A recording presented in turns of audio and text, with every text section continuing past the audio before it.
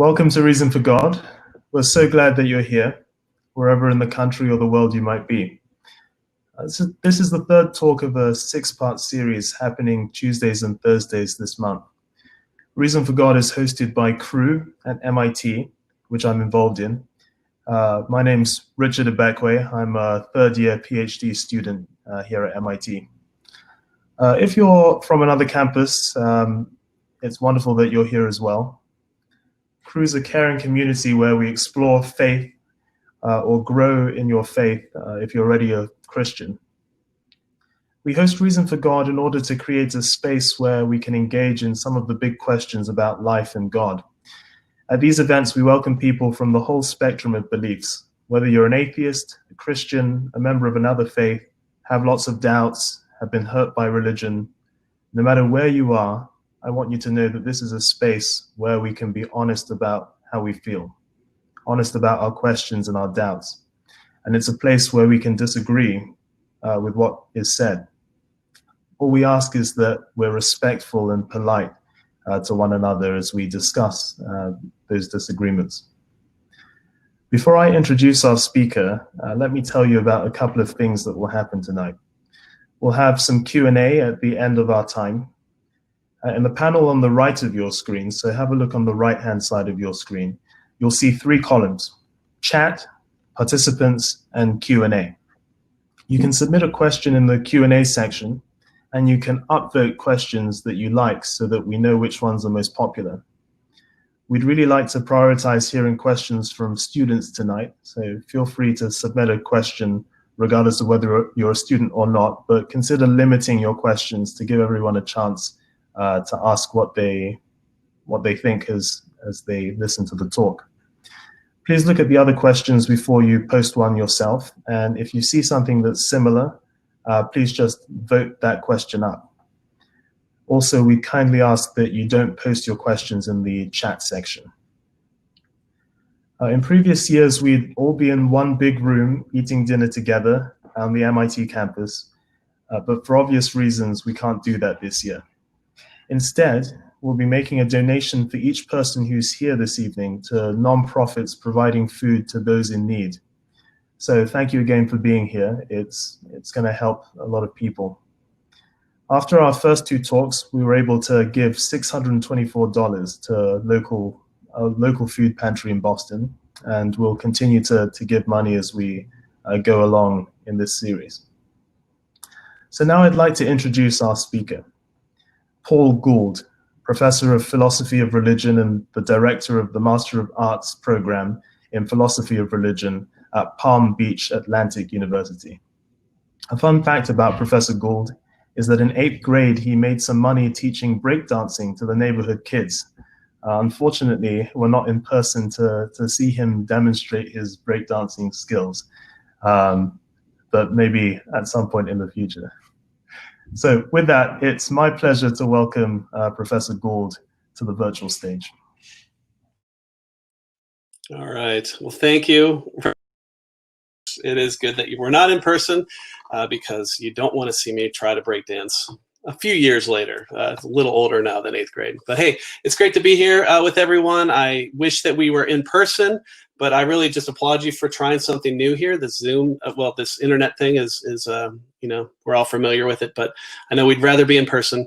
I am here in Florida, in sunny Florida, and anyway, really looking forward to being with you here. So I'm going to share screen and then begin to walk through our topic today.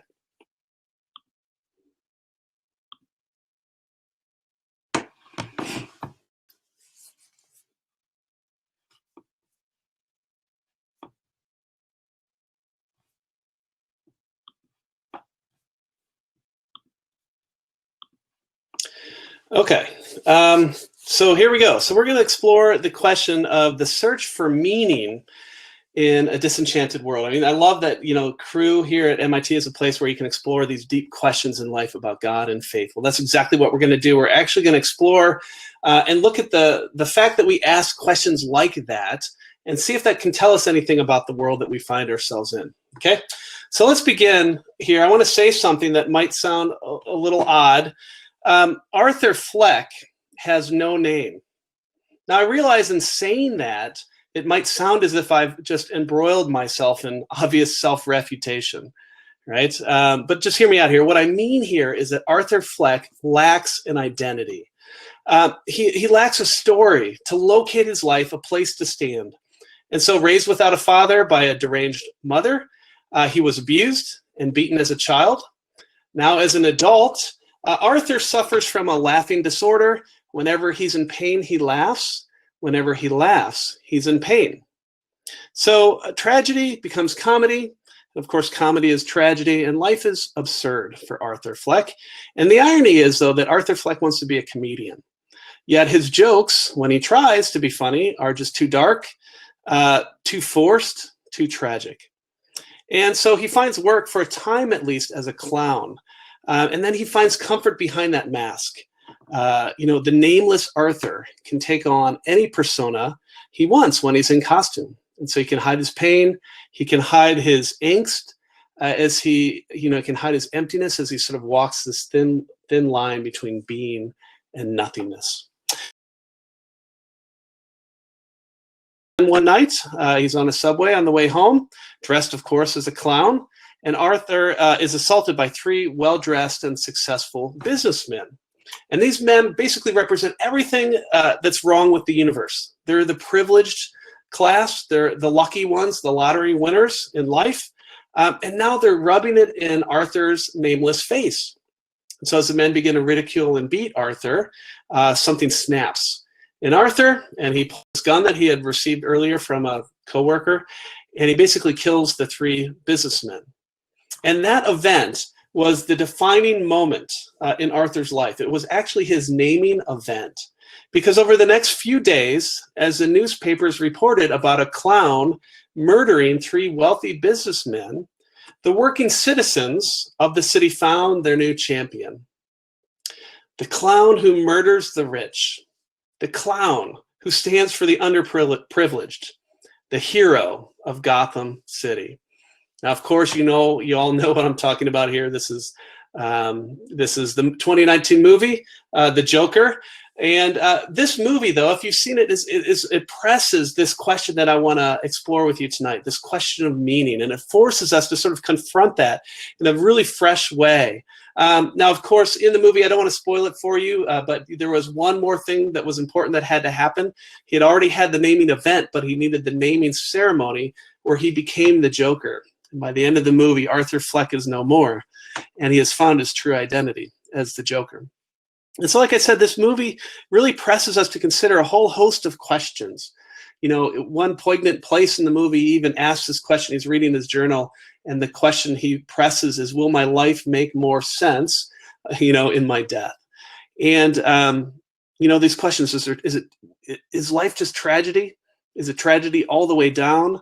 Who gets to name us? Where's our place in the world? Basically, I would call this the human predicament. And the human predicament that every one of us, I think, finds ourselves in is that we're thrust into this world and we long for a story that's true to the way the world is, but then true to the way the world ought to be as well, right? So we want a story that's true, but we want a story that's satisfying, or at least we hope that there's a story that can help us make sense of it all, of our lives and our death, of our hopes and our fears, of our loves and our longings, of our cares and concerns. So we sort of begin on this quest or this journey in life to find this story, at least at first with hope, right? That we hope there's a fit between our longings or our desires in the world. And that's sort of the quest that we're all on, and that's the human predicament. And so here's what I want to do tonight to explore this question of fit between desire and the world. I want to do four things, actually. I'll just give you a little roadmap.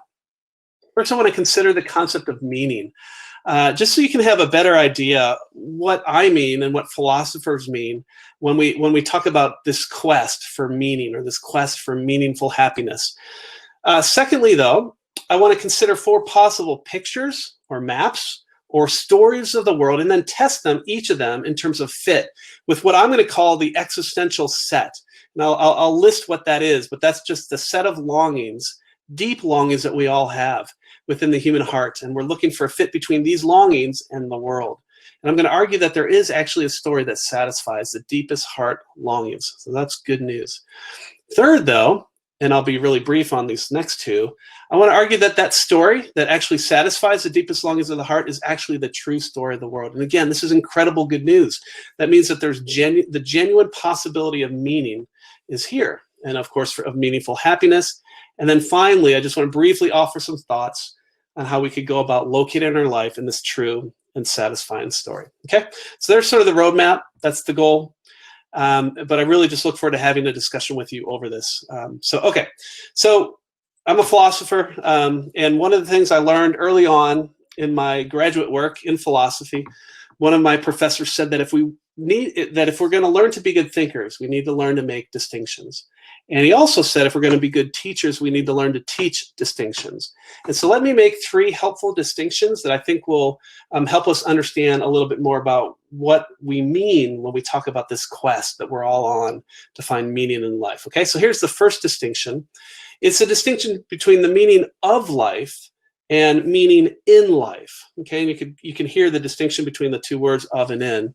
But when philosophers talk about the meaning of life, what we're after roughly is whether or not there's any point to it all, right? To the existence of humans or the universe at all. But when we talk about meaning in life, what we're after roughly is whether or how an individual person's life can be meaningful. Now, these two are related.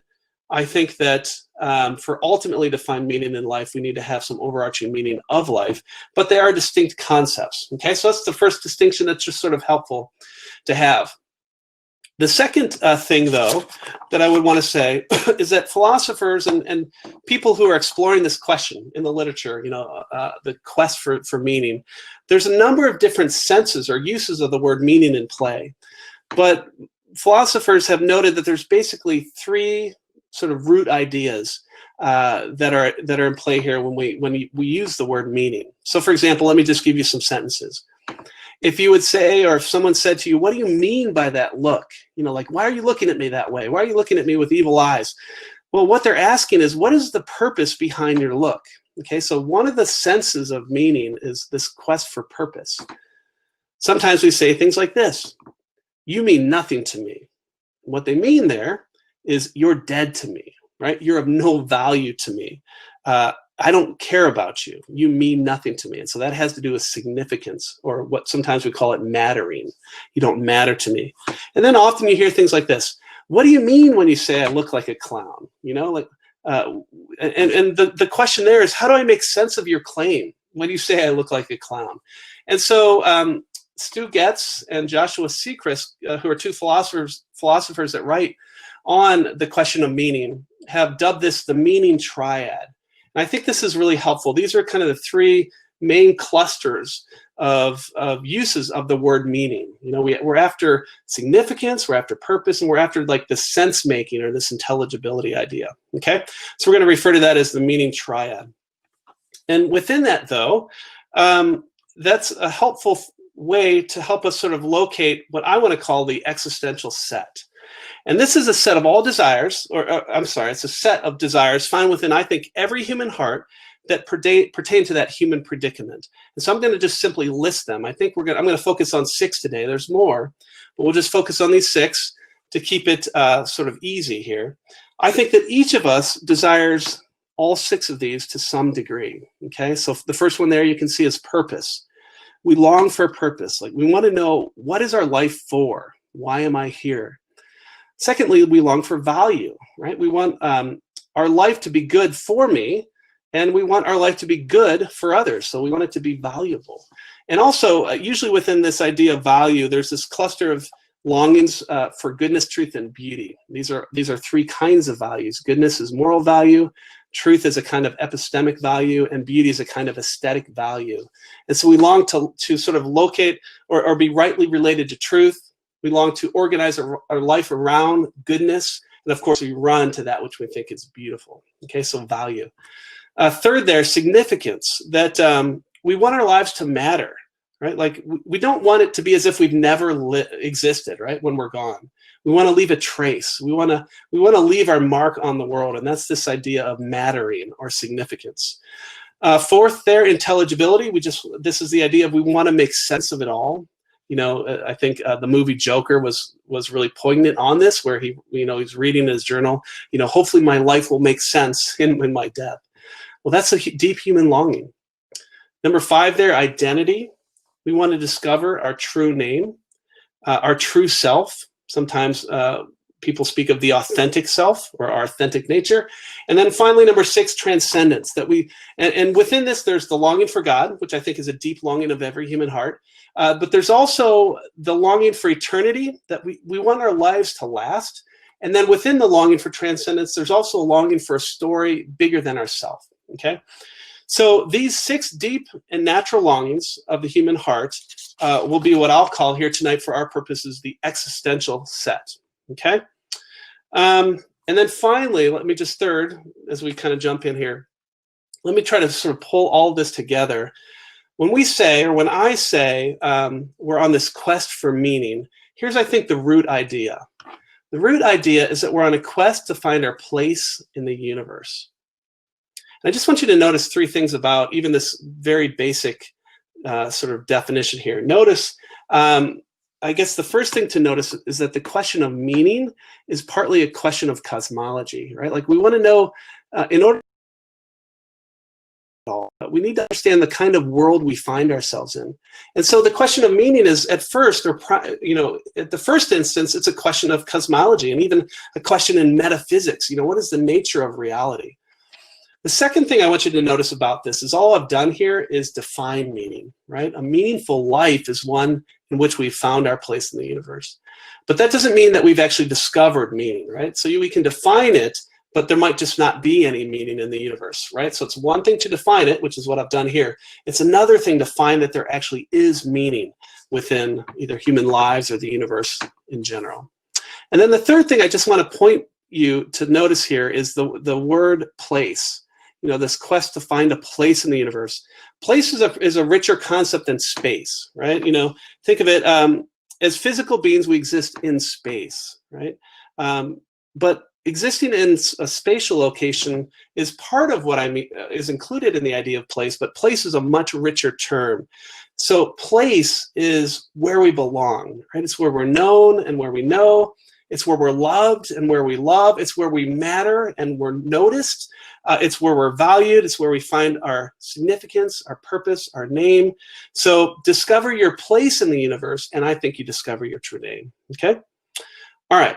So with that, we've kind of talked a little bit about the different uses of the word meaning and what I understand the quest for meaning to involve here. Let's move on now to the question of fit. Okay, so what I want to do here, and this is where I'll spend sort of the bulk of my, I guess, presentation time here, is I want to consider 4 possible stories or maps or ways the world is, and then ask, do we have any reasons, if we begin on the human side of the ledger, as we begin with this existential set, do we have any clues for which of these 4 possible stories might be the true story of the world? Okay, so the 4 possible stories that we're going to explore are what I'll call absurdism, and then nice nihilism, and then something called enchanted naturalism, and then enchanted supernaturalism. And so what we're going to do is kind of explore these, and we're going to see if there's any possibility of fit. Like if any one of these stories might actually satisfy all of those longings that we find within our existential set. Okay? And to assist us in these sort of contextualizing pursuits where we're seeking fit, I'm going to invite a few sort of journey mates along the way, a couple French philosophers from our distant past, and then a couple American philosophers actually from Duke. They're both at Duke. But they're going to kind of help us on our journey as we unpack each of these possible ways the world can be understood, possible ways the universe is. Okay? So let's begin with that first one, absurdism. And a leading defender of absurdism would be this person, Jean-Paul Sartre. And this novel here, Nausea, I don't know if any of you have read this wonderful story. Actually, it's 1938, existentialist literature. People call it an experimental metaphysical novel, but basically Sartre is having us explore through fiction the quest for meaning in a godless world.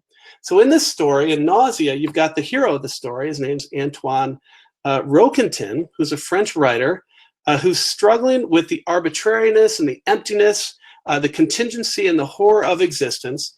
And so the book there, Nausea, is written as a series of basically diary entries from this hero of the story, Roquentin, and his impressions of everyday life in this fictitious port town of Bouville. Okay. Now, Roquentin, in the story, imagines himself as an adventurer. And so writing towards the beginning of the diary, you find this entry in this book. Roquentin says this: "I've had real adventures. I can recapture no detail, but I perceive the rigorous succession of circumstances. I have crossed seas, left cities behind me, followed the courses of rivers, or plunged into forests, always making my way toward other cities. I have had women, I have fought with men, and never was I able to turn back, any more than a record can be reversed." And so he's sitting there writing in his journal. He's actually reflecting on his travels, sitting in a cafe in Bouville, and he's watching this group of men playing cards. And right after this entry, he writes this: "And all that has led me where?" And he begins to ask that question and press it. And the answer, as you read the book, so Sartre's answer, is that it's led you nowhere, right? According to Absurdism, there is no meaning to be found anywhere in the world. There's no place for you to fit. There's no story for you to locate your life. There's no true name that picks out your authentic self or your true self. And in fact, all those longings in the existential set will never be satisfied if absurdism is true. There's no fit between desire and world if absurdism is true. And so all we can do, if this is the true story of the world, all we can do is, I think what Bertrand Russell, who's another philosopher and atheist, said. He said, all we can do is build our lives and take courage and build our lives on the firm foundation of unyielding despair, right? So here's the question: is it true? Do we have any reasons to think that absurdism is true? And I think there's at least 3 reasons to think that it's not. Let me just briefly highlight them. The first 2 are more suggestive. Okay, so the first idea is this, and reasons why I want to reject absurdism. And that's just the simple idea that the universe is actually partly intelligible to us. And that suggests the possibility of cosmic meaning. So think about it this way. We know a great deal about the universe, right? We have scientists. The world is intelligible to us. And I think that the intelligibility of the world is partly explained in terms of essences or natures. The things in this world don't just exist, as Sartre would have us think, but they exist as certain kinds of things, right? That's why we study carbon atoms and beetles and horses and humans. This is why the universe is intelligible to us. So Sartre would say existence precedes essence. But the fact that the universe is intelligible to us suggests that it's actually the other way around, that the world is already structured and is a certain way, and there's an essence to things. And so this kind of cosmic intelligibility, at least with respect to science, I think is suggestive of the possibility of cosmic meaning as well. Okay, so that's the first reason. It's not an overriding reason, but I think it kind of suggests in that direction. Secondly, and again, another suggestive reason, the fact that we naturally engage in what we would call contextualizing activities. Right? This is a very natural human activity. So just to give you an example, imagine that my kids are arguing in the other room, and I hear yelling, I hear banging. I think someone must be mad, and so I go into the room and I intervene. And I ask a series of questions. What happened? Why are you yelling at each other? How did all this begin? And notice, though, in seeking meaning, in seeking context for their actions, notice that my kids' actions are meaningful, that the meaning is revealed by narrative or story, and that this narrative is discovered by me asking questions of them and their actions.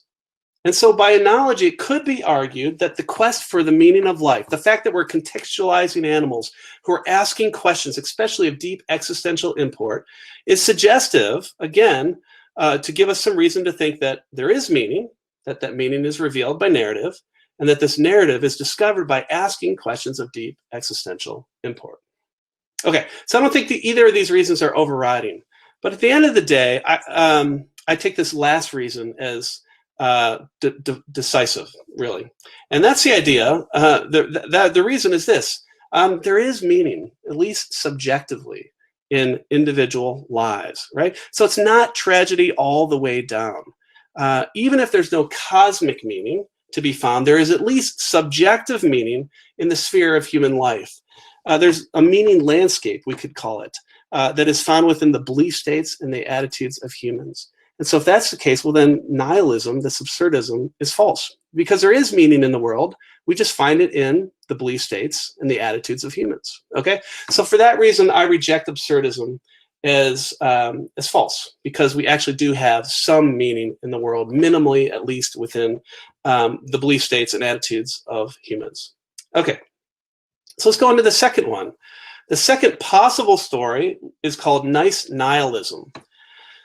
So this is kind of a different posture you can take toward the universe today, you know? So the question, is there meaning to life? Well, according to nice nihilism, the answer is no. Does God exist? No. But does the fact that there's no meaning to life and no God lead to despair? Well, no. Let's party. That's actually the posture here. And so we could call this view, following Alex Rosenberg, this is the picture here I have from his book, The Atheist Guide to Reality, we could call this view nice nihilism. So Alex Rosenberg is a professor of philosophy at Duke University. And in this book here that you see on the right, The Atheist Guide to Reality, he says things like this. He says, farewell to the purpose-driven life. He says, you know, science tells you that this longing that you all have for a true story of the world that satisfies is an illusion. And he goes beyond that, actually. He says, not only is there no place for you, according to science, there's no you, right? There's no self. There's no I that longs either. They're just physical facts. Whatever the fundamental particles are or the fundamental fields are, that's it. And there's nothing else really. He says this, though, still, the really scientific person will cultivate an Epicurean detachment. So Epicureanism encourages a good time. So if atheism plus nihilism causes you angst, if you're not able to have a good time, well, science offers us a solution for that too. And this is the solution. He says, hey, you know what? If you still can't sleep at night, even after accepting science's answers to these deep existential questions in life, you probably just need one more little thing besides this Epicurean detachment or pursuit of pleasure. Take a Prozac or your favorite serotonin reuptake inhibitor and keep taking them until they kick in. So there's no God on this story. There's no meaning in life. There's no way things ought to be. Yahoo, let's party. Woohoo, let's have a good time. And let's call the doctor when we don't feel so good. And actually, why bother calling the doctor? Let's find the really good stuff, right? Let's party. That's kind of nice nihilism. Now, according to nice nihilism, it's not, life isn't all tragedy. It's actually the opposite. Life is all comedy, right? It's comedy all the way down. So for example, just to give you another example, here's an essay that was written by Wendy Seifert in The Guardian about a year ago. And she titled this essay, as you can see here, Sunny Nihilism. You can Google this and you can read the full article if you'd like. But she explains in here, sunny nihilism is this. Once you realize life has no meaning, she says that's one of the most comforting revelations of life. And so according to Seifert, she says that Generation Y and Z are taking a way more upbeat posture toward nihilism. You know, nothing in life matters? Well then, let's do just a bunch of crazy stuff like Tide Pod challenges or inviting celebrities to punch us in the face or run over us with a car. These are things that actually happen if you'll see this on Instagram. As she says, it turns out that our descent into nothingness can be pretty fun. Now, I guess to self-report, I like nice nihilism a whole lot better than absurdism. I mean, if life is in fact meaningless, I'd at least want to enjoy it. So I like this a whole lot better. But there are problems with nice nihilism as well. And here's one that's sort of important. There's this deep connection between pleasure and meaning. As it turns out, they're tightly related. And so if you get rid of meaning, what happens is the pleasures of this world actually lose their luster. They have diminishing returns. They become more vapid and empty and unsatisfying. And so what happens is this comedy ultimately turns back into a tragedy. And this comfort that we find, whether it's through Prozac or just Epicurean pleasure, ultimately are an illusion as well. So that's the first problem with it. But at least as articulated by Rosenberg, the philosopher, it's actually self-refuting, because he spends 300 pages in that book that I flashed up there telling us that science tells us there's no true story of the world. But then he tells us the true story of the world, naturalism. And it's not just the true story of the world, it's a bad story as well. And so it's self-refuting in that sense, that they're actually, he offers a story, a meta-narrative, an overarching story, and it's just a bad one. And so in the end, though, nice nihilism, like absurdism, is false anyhow, because there is meaning, at least subjective meaning, found again in the belief states and attitudes of humans. And so I don't think either nihilism, whether it's the absurd version or the nice version, is true to the way the world is, because we do find meaning at least in one place, and I think pretty uncontroversially. Okay, so what about this next view then? What about enchanted naturalism? Well, this is Owen Flanagan. He's also a Duke University philosophy professor. Now, like Rosenberg, Owen Flanagan thinks that we live in a godless universe. But unlike Rosenberg, Flanagan doesn't think atheism entails nihilism, nice or otherwise. Flanagan's much more optimistic. And again, unlike Rosenberg, Flanagan thinks there is a place for selves, for persons, for minds, for something called phenomenal consciousness, for freedom. All these things are actually kind of prerequisites for meaning. And he thinks you can have all of that as you can see even on the title of his book, in a purely material world. And so he thinks that we can solve the really hard problem of finding meaning in a materialistic world. And so he offers a picture of the universe that I'm going to dub Enchanted Naturalism. Now, Enchanted Naturalism is a version of naturalism. And so the overarching story doesn't change, right? In the end, we die, and ultimately the universe dies too. In the end, as Flanagan would admit, there's no cosmic significance, there's no cosmic purpose, there's no cosmic meaning to our lives. But from the perspective of the human species, so subspecies humanitatis, you would say, from the perspective of humans, it is possible, according to Flanagan, to live meaningfully. And of course, this is good news, right? He thinks that our life can be an adventure. He thinks our lives can be a work of art. He says enchantment is possible. He says this. He says the reason the naturalistic picture of persons isn't disenchanting, at least not necessarily, is that our remarkable powers as persons remain. We are creatures who can, and sometimes do, make sense of things and find meaning in the world. Now, he doesn't think there's a single meaning of life, nor a single meaning in life. Rather, he says, and I'm just going to quote him, as psychopoetic creatures, in other words, as story-creating animals. He says things like this: we find meaning as we embed our story in the larger matrix of culturally embedded spaces of meaning found in, for him, 6 domains: art, technology, science, ethics, politics, and spirituality. Now, still, death is the end of our story, but our lives still matter, says Flanagan. He says, if we live a happy and moral life, well, then we leave this world with, as he put it, good karmic effects. He's very interested in Buddhism. And then he says this: then we can be proud when we die. He says that's good enough. Okay, so my question is this: is enchanted naturalism good enough?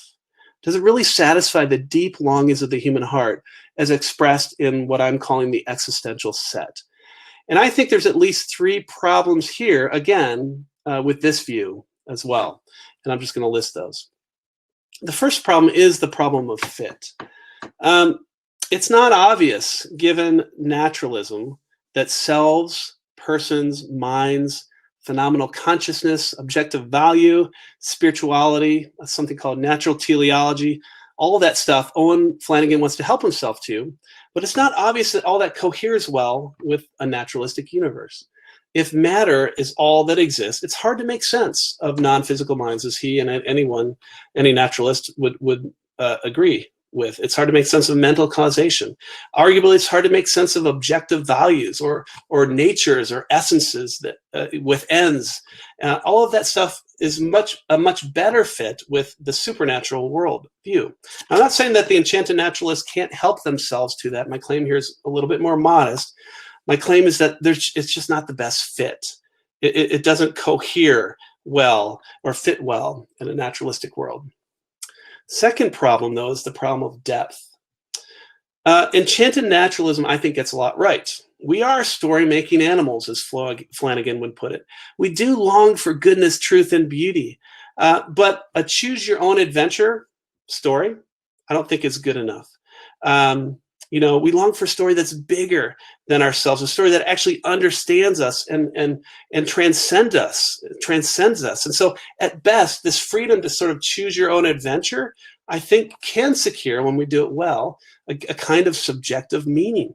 But I think we actually long for something much deeper than merely subjective meaning. Right? We long for something more enduring. We long for a goodness to unite to, or a beauty that ultimately satisfies, or truth that actually makes us whole. And so that deeper longing for goodness, truth, and beauty can't, arguably, be satisfied by culturally conditioned domains of meaning. So all those domains of meaning for Flanagan are relative to the culture we find ourselves in. We long for our lives to matter and to make sense, really from the widest frame possible, right? Not just from the perspective of humans, but from the perspective of eternity, subspecie aeternitatis, as they would say. And finally, for most of us, we long for transcendence. We long for the divine. We long for something beyond this world. We long for our lives to last. This is an intuition that most of us have, is that we have this longing within us. But of course, enchanted naturalism can't provide for those longings. And so there's the question or the problem of depth. It doesn't go deep enough. It's not a tight enough fit, not just naturalism with all these things that Flanagan helps himself to set, and the kinds of things that we're told enchanted naturalists can satisfy. Finally, though, and this one kind of infects everything else, there's what's called the problem of the end. Now, from a human perspective, enchanted naturalism argues that there is meaning. Our lives can be meaningful in at least this sense. They matter and are valuable to humans, or to humankind, or something like, or to human history, something like that. Here's the problem of the end, though. Given the narrative ending of naturalism, of enchanted naturalism, it's difficult to maintain this belief in meaning, because our cosmic end, the cosmic end of our lives, or of humankind, or of the universe, infects the rest of the story and empties it of its significance or meaning. So recall that our search for meaning can be understood as a search to find our place in the universe. And it's a search to discover the true story of the world. And this story, as a story, has a beginning, a middle, and an end. But as one philosopher, Joshua Sechrist, puts it, how the story ends shapes how we evaluate the story as a whole. If, for example, Ken and Barbie, let's just imagine Ken and Barbie were dating, but they knew that their relationship would not end in marriage. Well, arguably, that knowledge would taint the dating experience as a whole. Well, in the same way, on the naturalistic meta-narrative, that is, on the story of enchanted naturalism, we know that the story will end in death and futility. And this knowledge, as the argument goes, taints our understanding of the story as a whole. It actually infects our lives now with the kind of futility and meaninglessness. Okay, so if enchanted naturalism is true, ultimately there's no closure to our lives, and in the end it will be as if we never existed at all. And so good karmic effects are not good enough, I say. And this tragic ending, given, again, the power of narrative endings to affect the rest of the stories, renders ultimately our search for meaning futile, given enchanted naturalism. Okay, so we have one final option. And obviously I've been sort of leading toward this one. And this is the enchanted supernaturalist picture of the world. Now, like Flanagan, the defender of enchanted supernaturalism thinks the world is full of deep beauty and mystery and order and purpose and love. But unlike Flanagan, the enchanted supernaturalist does not think the world is godless, right? So they believe that God exists. So God exists, God is responsible for the universe. As humans, we come into this world as part of an ongoing story, a divine drama, and we take up our place within the divine drama. So there's an author, there's a play, and we're part of the play. And as we enter the stage of life, it is possible to take up our place. So meaning is possible. There's a God's eye point of view. And so there's the widest possible perspective to it all. You know, we live subspecie aeternitatis. So because there is meaning of life, there can be meaning or fulfilling meaning in life. Now let me just, I've got some pictures here on the screen. The first picture there is of Blaise Pascal. And then you can see his book, The Pensées. This is a 17th century French philosopher. And in there he says this. And he says, what else does this craving? So he's thinking about the cravings of the existential set. What do these longings and this helplessness proclaim, but that there was once in man a true happiness, of which all things that now remain is the empty print and trace. This he tries in vain to fill with everything around him, seeking in things that are not there to help he cannot find in those that are, though none can help, since this infinite abyss can be filled only with an infinite and immutable object, in other words, by God himself. So basically what he says, and he says this a little later on in the Pensées, he says, deep within the human heart, he actually says it this way, there's a trace of a memory of a time when man was truly happy, capital M, man, capital H, happy. And he says, deep within the human heart, we remember this. And so we long for this time. And this is this longing for transcendence that he's speaking of here. C.S. Lewis, in his book, Mere Christianity, put it this way. Actually, this is the wrong book now that I think about it. This is, it's not a Mere Christianity, it's out of his book, The Problem of Pain. Anyway, he says this, your soul has a curious shape because it is a hollow made to fit a particular swelling in the infinite contours of the divine substance. So this is chapter 10 in his chapter on heaven is actually where you can find this. But here, this is where you get, maybe you've heard people say that, you know, there's this God-shaped void in the heart. Well, it actually comes from this quote from Lewis and that earlier quote from Pascal. And the idea is that we try to fit it with all these other things, but only God can fit it like a lock and a key. You know, that is what we were created for. And so what we find then on Enchanted Supernaturalism is a perfect fit between the deep longings of the human heart and the way the world is, right? And that's good news. If this is the true story of the world, well, then the possibility of genuine satisfaction is possible. So again, let's go back to that existential set. We can find purpose, right? What is that purpose? Well, to know, to enjoy, and to serve God. What about value? Well, there is value in life because we've been created by God with great dignity and worth. And of course, there's genuine goodness, truth, and beauty because they find its source in Christ. Well, what about significance? Well, I matter. God cares for me, cares for others. And so we will leave a trace in this world. And in fact, life will go on forever. And so we will continue to leave a trace in this world. It will never be as if you never existed. So we're significant. We find intelligibility. This quote here is from Calvin in the Institutes. It's one of my favorite parts of the Institutes where he talks about the universe. He says the heavens and the earth, so the universe, he calls it a dazzling theater of God's glory. You know, a stage in which the divine drama is being enacted. And we can make sense of it all, basically, because we have the widest possible framework to make sense of it. We can find an identity, right? We discover our true name. And we also discover that we can't name ourselves, but that we need to be given a true name by another. In this case, we learn that our name is beloved, and our name is given to us by God. And then finally, this longing for transcendence, this longing for God can be satisfied too. Perfect divine love exists, and life is eternal. So I guess to conclude this part here, there is a story of our four possible stories that does fit like key and lock with the deep longings of the human heart as summarized in the existential set. Okay? Now, that doesn't mean it's true, right? All we've done is we've started on the human side of the ledger and argued of those four possible stories, there is one that satisfies all the places that we're itching.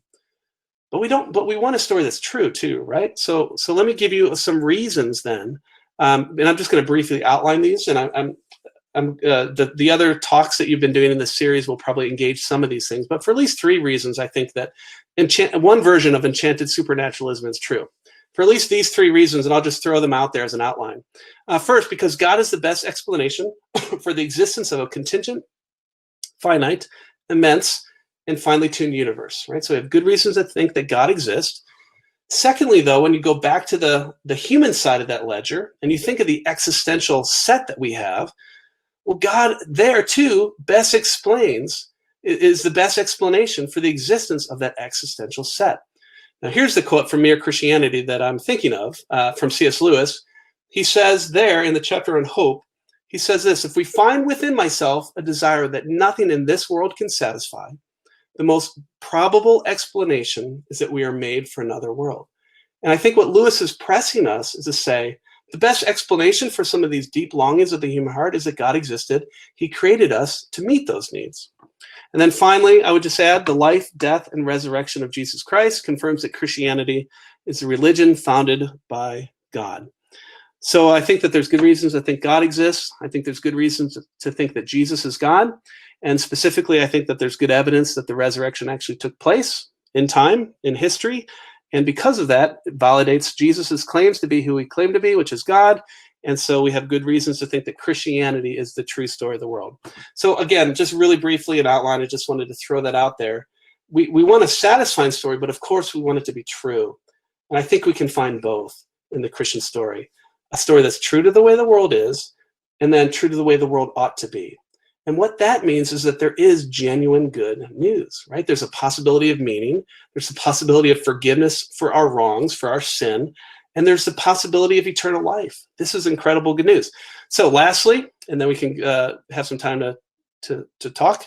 If this is the true story of the world that satisfies the deep longings of the heart, well, then how do we go about locating our life in this story?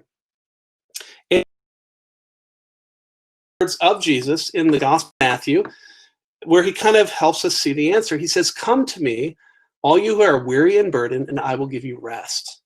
Take my yoke upon you and learn from me, for I am gentle and humble in heart, and you will find rest for your souls.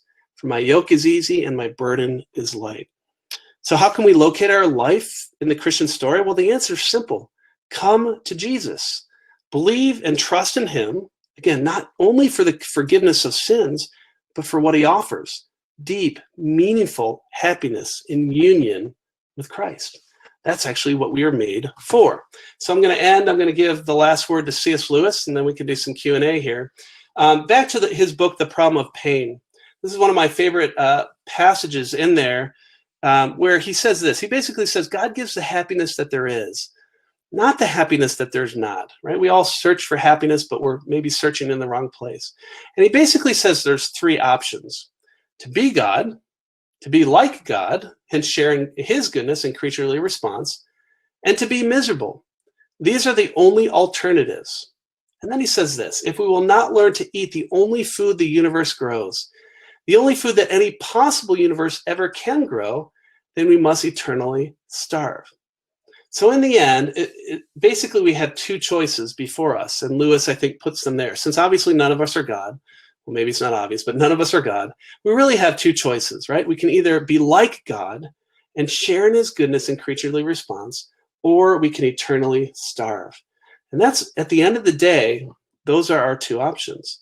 And so I guess I just want to encourage you that there's good news, right? There is a story that's true to the way the world is, and true to the way the world ought to be. And I would argue that that story is alive, that story understands you, and in that story you can find rest, you can find peace, you can find meaning, you can find happiness, and that story is the Christian story. Okay, so that's it. I'm going to stop sharing, and then we can do questions and answer time. Yeah, thank you very much for your talk, Professor Gould. So yeah, as you said, we'll move into a time of Q&A. I'll be reading questions from the Q&A section in descending order of upvotes. So everyone who's watching, please take a moment to upvote your favorite questions and add new ones. Currently we have 2, and it would be great to see a few more as we go along. So as a reminder, look at the questions before submitting yours so that we don't have duplicates. Instead, just vote for the question that's similar to the one you have in mind. And vote on the questions you'd most like to see answered, and we'll see how many we can get through. So I'll start by reading that first one from Sartre. You seem to imply that meaning is something that must align with our longing for something beyond ourselves or beyond this world. Wouldn't meaning exist without regard for what we think or believe?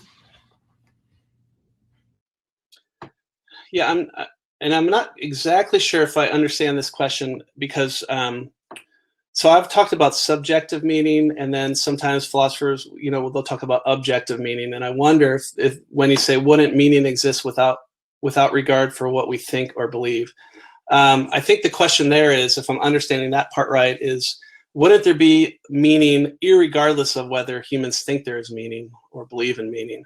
And I guess it all depends on what universe we find ourselves in.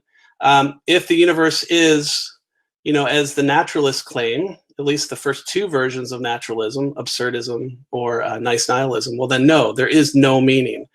Not even in your belief, not even if you believe that there's meaning, you're just false, you're wrong, according to those. So the only naturalism that would allow objective meaning from the perspective of the human perspective species only would be that third option, Owen Flanagan's view. And like I said, I think that's the most optimistic naturalistic view out there. And it's optimistic because there is meaning. He's very clear, though, in saying that there's no meaning of life. So he doesn't think there's any objective meaning out there, irregardless of what you think or believe. And so what you need to do is find meaning in what he would call your culturally conditioned spaces of meaning. And so he locates that space of meaning. He calls it like 21st century spaces of meaning. And then he has those 6: art, technology, science, politics, spirituality, and something else. But there, the answer is no. Those are all subjective domains of meaning. And so the other way to say this is that a lot of atheists and theists would agree on this premise: if there is no God, there's no objective meaning in the world. And so I think that's what's at issue, if I understand your question correctly. And I think what they mean by objective meaning is usually from a perspective beyond a wider perspective, like from the perspective of the universe itself. And from that cosmic perspective, there is no objective meaning if there is no God. So maybe, and if I didn't answer what you're actually asking, just retype another one a different way. We'll get it. Yeah, Sarah, if there's a nuance that you'd like to add, then feel free to post it. Yeah, please do. Our next question is from Sohan. He asks, isn't it entirely possible that the enchanted supernatural whatever doesn't care about us or views us as objects of amusement or self-expression? I think the answer is yes. It is entirely possible. So I distinguish there between kind of a broad picture or map that we called Enchanted Supernaturalism, and then Christian theism as one version of Enchanted Supernaturalism. But yeah, I don't see any reason why, in terms of the logical space, there could be. In fact, I'm aware of at least one philosopher that has a view that's similar to what you just said. He calls something like Christianity benevolent theism, right? That there's a God that cares about you, and then he calls this other view. I'm not going to get it right, but it's something like non-purpose, non-arxiac, it's like basically a non-human centered deity. So he creates the world, but he creates it without humans in mind. Absolutely, that's definitely a logically possible kind of supernatural, enchanted supernaturalism. It's a view that's out there, and I think you have reasons. And actually, the book that I'm thinking of, he gives reasons why you might be motivated for a view like that. There's traditional arguments for God that are pretty strong, like cosmological arguments or teleological arguments that lead us to think that we have good reasons to think there's some creator behind it all. But then you have some pretty good arguments coming from specifically the problem of evil, the problem of divine hiddenness, and the problem of religious diversity that seem to suggest that this God doesn't care so much about us. And so if you take those pressures, this particular philosopher I'm thinking of said, well, maybe this God isn't a benevolent God. Maybe he creates without humans in mind. It's out there. I don't think it's compelling. I don't think it's the most compelling version of enchanted supernaturalism, but I would agree with the basic question here. So it's a great question. The next question was anonymous and asks, how do you come up with the existential set?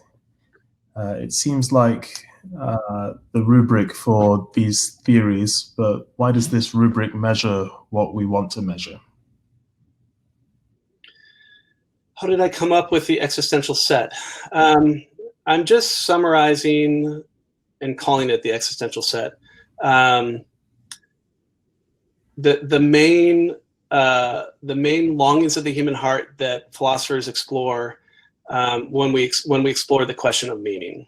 And so those are the big six. I think there's a few others that I could have added. Another way to do it is I would just invite you to, draw. Pretend we were in a classroom and I had a big chalkboard. I'd draw a big circle and say that, assume that circle is all of your longings, all of your desires. And then I would just say, of these longings, which are actually, forget the circle. Let's do it like an inverted triangle. Think of an inverted triangle. At the top you have your surface desires. I'm hungry for a hamburger right now. That's a surface desire. Or I want a really nice car. Let's say that's kind of a little deeper, but kind of a surfacey desire.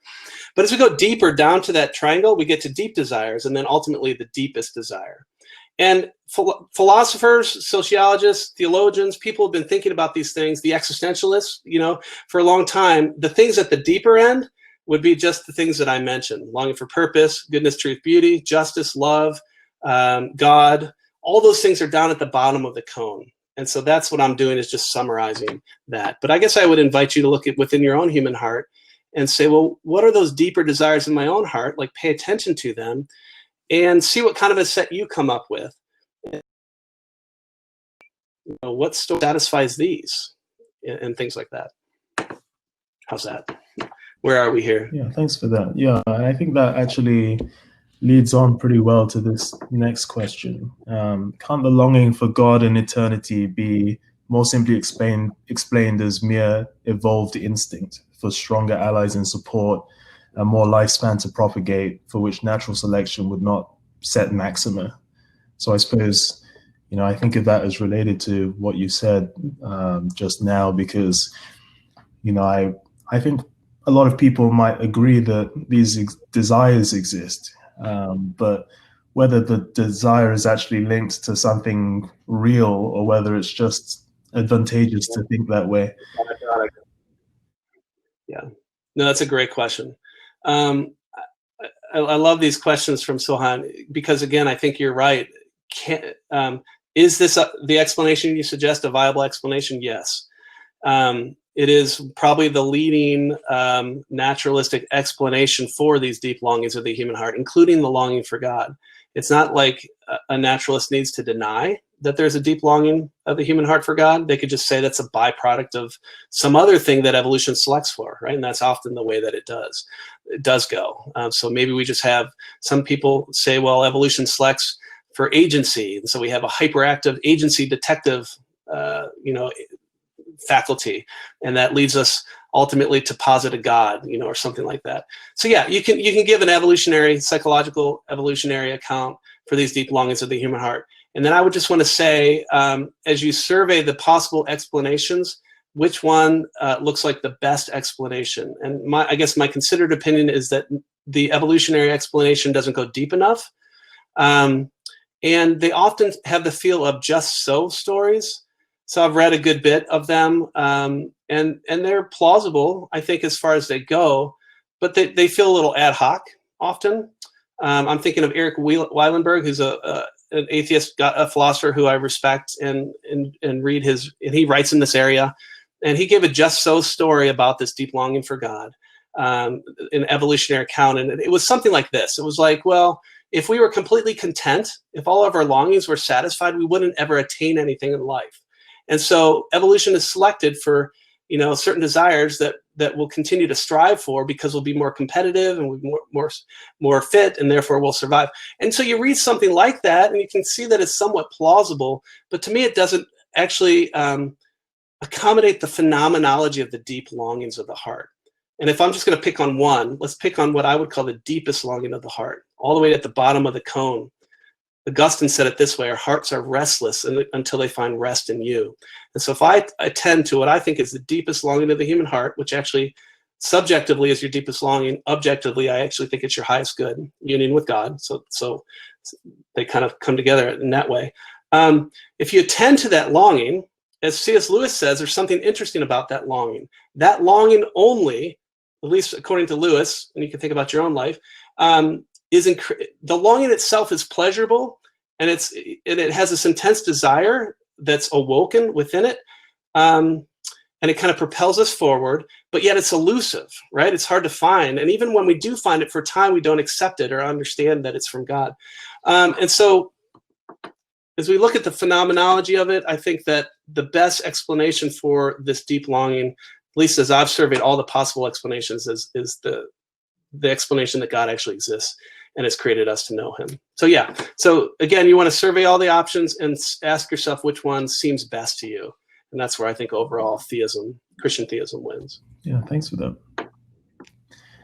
This next question is just a practical question. By the way, everyone, I'm checking off the questions as we ask them to keep the Q&A section neat. So the question is, would it be possible to receive a copy of your slides? Of course.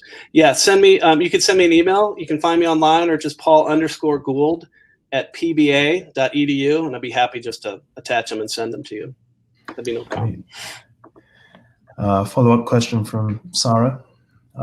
Doesn't meaning either exist without our input, something beyond, or become something we create ourselves? So what's the next step after we find our stand-in for surefire meaning?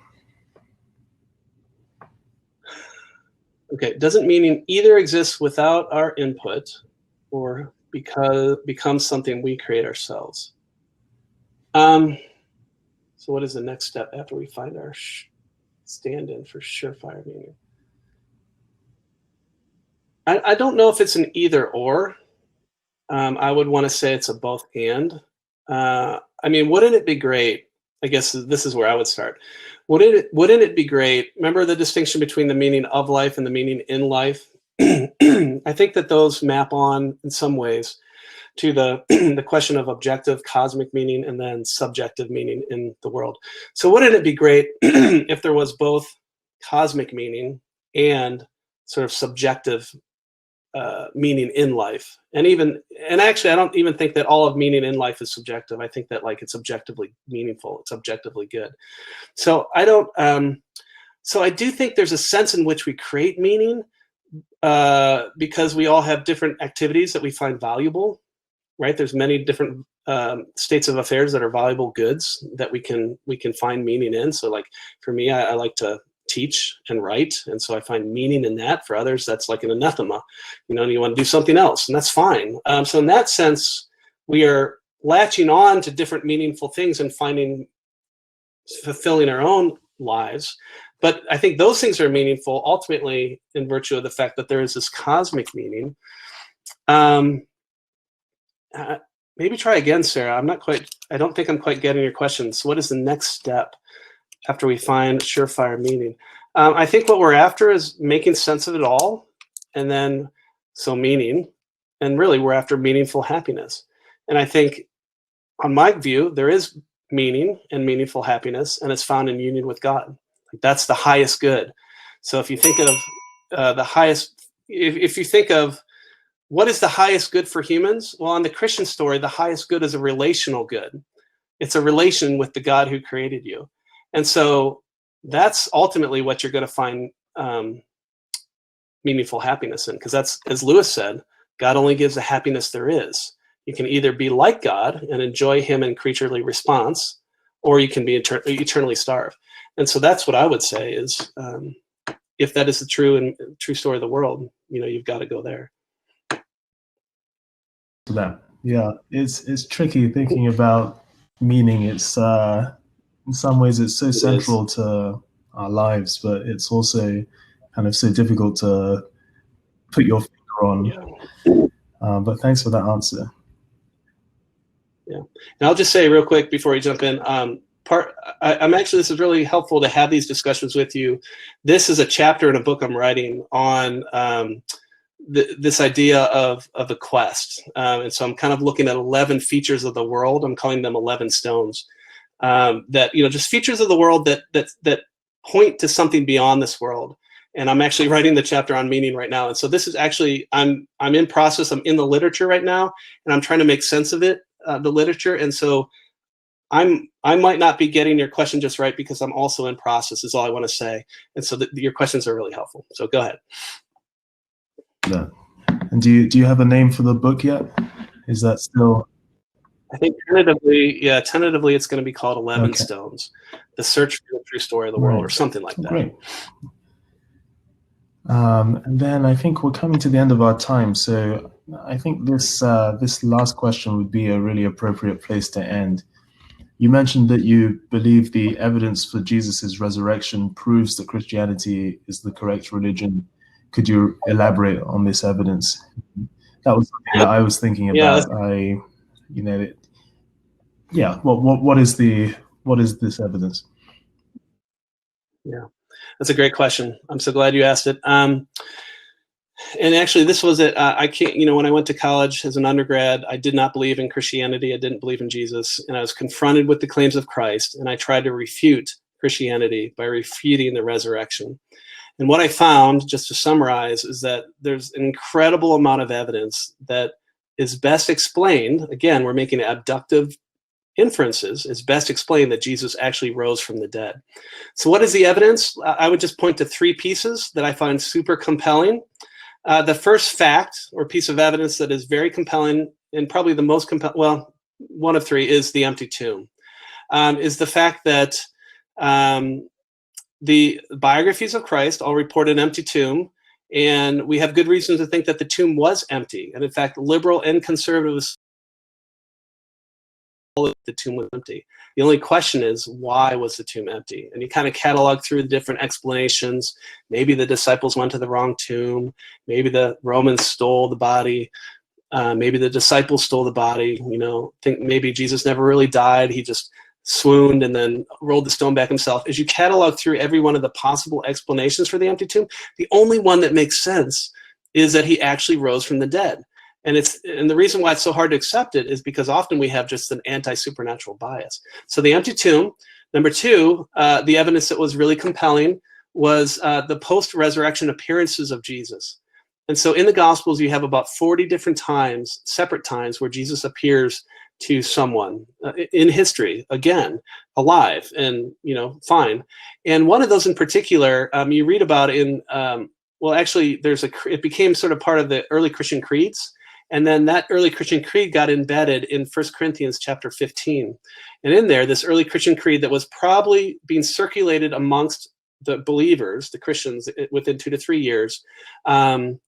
So very early in the tradition, in that creed, it says things like this: and Jesus died, was buried, and rose again, and then he appeared to Cephas, that is Peter. And then it says, and to 500 people. And then it says, some of you who are still with us to this day. So you have language like that, where some of these people were still around, and they could say, wait a minute, I was there, I was one of the 500, but that didn't happen, but nobody says that. And so you have all this evidence of the post-resurrection appearances. And again, empty tomb plus post-resurrection appearances, what's the best explanation? The third piece of evidence that I found really compelling that was hard to explain away in any other way was the very origin of the Christian church.